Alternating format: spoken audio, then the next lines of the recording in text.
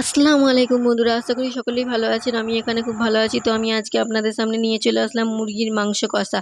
তো মুরগির মাংস কষা বানানোর জন্য আমি প্রথমে কড়াইকে উনানে বসালাম, বসিয়ে তার মধ্যে মুরগির মাংসের টুকরোগুলোকে দিয়ে দিলাম।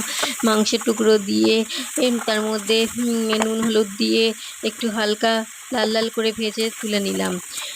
ভেজে তুলে নিয়ে এবারে ওই মাংস ভাজা তেলটাতেই আমি আরেকটুখানি তেল দিয়ে তার মধ্যে পেঁয়াজগুলো দিয়ে দিলাম। পেঁয়াজের টুকরোগুলো দিয়ে ভালোভাবে একটু লাল লাল করে ভেজে নিয়ে তার মধ্যে আমি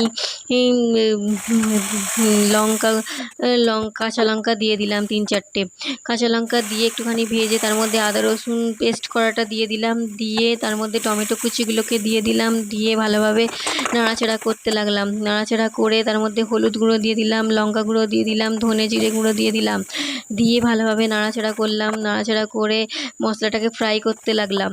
ফ্রাই হয়ে আসলে একটুখানি লবণ দিয়ে দিলাম। লবণ দিয়ে আরও ভালোভাবে একটুখানি মশলাটাকে কষে নিলাম। কষে নিয়ে মাংসের টুকরোগুলোকে দিয়ে দিলাম। মাংসের টুকরোগুলোকে দিয়ে ভালোভাবে কষতে লাগলাম। কষে হালকা লাল লাল হয়ে আসলে মাখো মাখো হয়ে আসলে আমি তার মধ্যে জল দিয়ে দিলাম। জল দিয়ে আরও ভালোভাবে নাড়াচাড়া করতে লাগলাম। নাড়াচাড়া করে একটুখানি অপেক্ষা করলাম। করে তার মধ্যে আমি গরম মশলা দিয়ে দিলাম, গোলমরিচ দিয়ে দিলাম। ভালোভাবে আমি একটু পেস্ট করে নিয়েছিলাম।